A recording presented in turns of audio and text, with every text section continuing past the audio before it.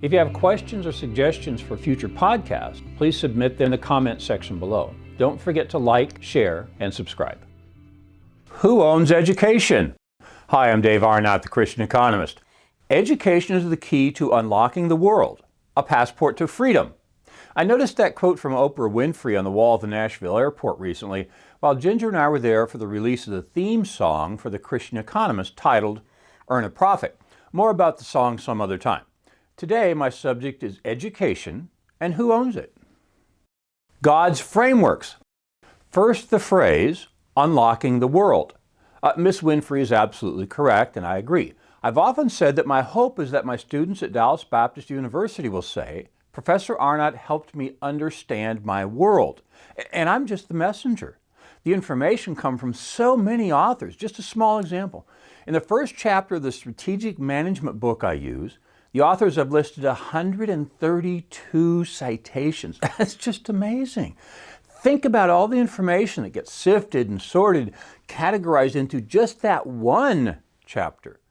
There are 15 chapters in the book, and students take about 40 courses to earn a degree. So let's see, 132 times 15 times 40, 79,800 if my math is correct. Now, do you realize the power of those frameworks? The authors scour the landscape of writing and research on a subject and distill it into simple frameworks that explain the world for students. What a fascinating example of a market with thousands of suppliers of information. I unpacked more of this topic in podcast 108 titled God's Frameworks. Now, the second part of the quote from Miss Winfrey, a passport to freedom. According to Miss Winfrey, who earned a degree at Tennessee State University, education belongs to the student who earned it because, like education, passports are granted by an institution to the recipient. And what do they grant the student? Freedom. Perhaps the most common phrase I use as the Christian Economist is this: the intersection of Christianity and economics is freedom. Intellectual capital. I mentioned to my econ students just this week that people who think the U.S. can't sustain 3% GDP growth are not exercising the Christian worldview. We are creative because we were made by our Creator in His image. That creative image has not left us. It's still there. Now, whether it gets applied depends on the positive and negative motivations expressed toward it by governmental regulation. Here's a formula for the value of a firm from my strategy book. Market value minus book value equals intellectual capital. Okay, so the market value is the share price times the number of shares. Again, virtually every one of the 7.7 billion people in the world have an opportunity to vote on the daily value of a stock by buying or selling it. You multiply that times the number of shares to obtain market value, often called market capitalization. Then you consider the book value. That's the value that the hard assets were valued at when they were added to the firm. The difference between those two, that's what's between the ears of the people who work there. Now, in his book, Wealth and Poverty, George Gilder makes it very clear that the value of a firm derives directly from the information contributed by its employees. The education monopoly. In contrast to the previously cited market, where the intellectual capital of thousands of people are poured in, the fallen nature always wants to reduce that market to a monopoly. And that's what we have in public education today. An article in the Wall Street Journal titled School Choice Victories and a Loss discusses ways in which two states are trying to break the public school monopoly. In Arkansas, the state Senate passed a bill for education savings accounts.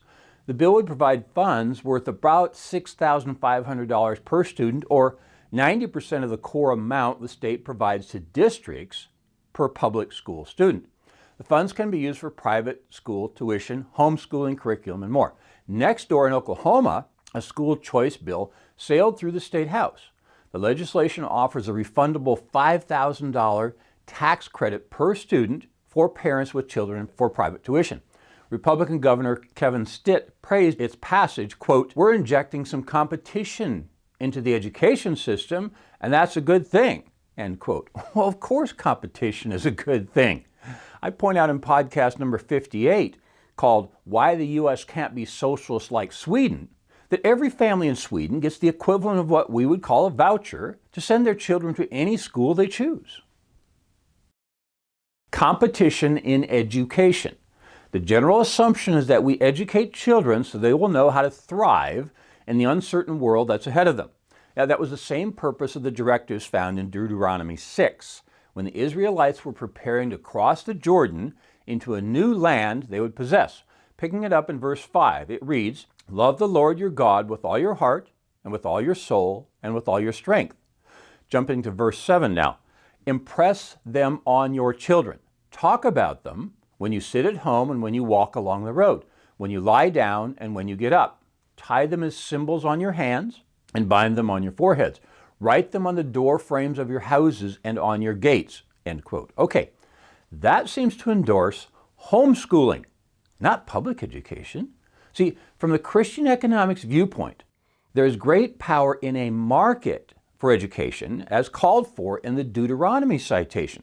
State-funded education does not function as a competitive business, but it should. You see, in a fallen world, we believe competition pushes against the fallen nature.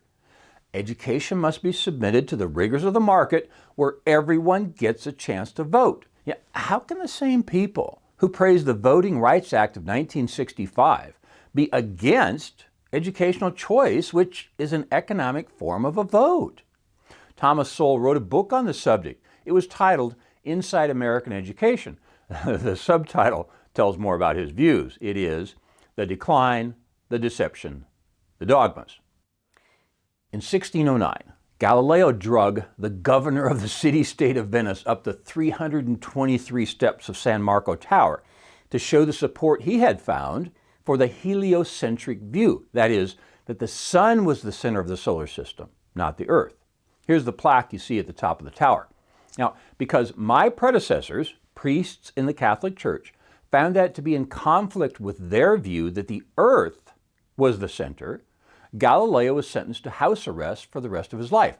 Okay, no offense to the Catholic Church, because my point is, my role as a professor today is roughly equivalent to the priest's role as the holder of information. Problem is, they had a monopoly on information, and this time they happened to be wrong.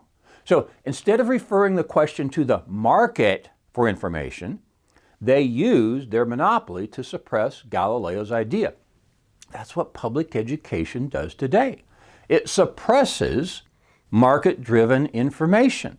The Protestant Reformation brought about competition in religion that has served the church very well. It's explained in more detail in a landmark book by Eric Metaxas that was written for the 400th anniversary of the Reformation, titled simply Martin Luther. Private property. I've been citing the assumption that an academic degree is the private property of the individual degree holder, but the recent development in student debt forgiveness poses this question: who owns that degree?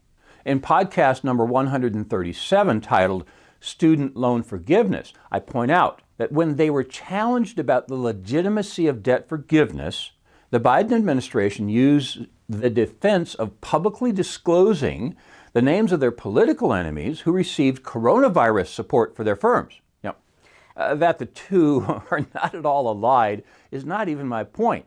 My point is that the administration used a government handout as a threat against the recipient. Okay, so how will the government use the student debt forgiveness scheme? They've already shown their tendency to attempt to embarrass recipients of government largesse. So who owns the degree that the government paid for? Well, the government.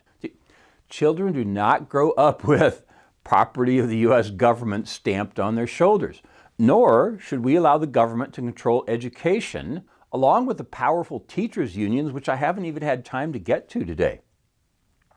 Why is there such a strong historical correlation between Christianity and education? I personally have taught at Dallas Baptist University, a Christian university, for 30 years. Here's why. It's because we believe the individual must make the choice to accept or reject God's invitation of salvation. And to do so, the individual must understand the choice. They must be able to read the scriptures for themselves. In contrast, subpar education is a requirement of totalitarian rule. The irascible comedian George Carlin said it this way: governments don't want well-informed, well-educated people capable of critical thinking. That's against their interest. They want obedient workers, people who are just smart enough to run the machines and do the paperwork, and just dumb enough to passively accept it. I'm Dave Arnott, the Christian Economist. Fear God, tell the truth, earn a profit. See you next time. For more information, please visit us online at davearnott.com. If you have questions or suggestions for future podcasts, please submit them online or in the comments section below. Don't forget to like, share, and subscribe.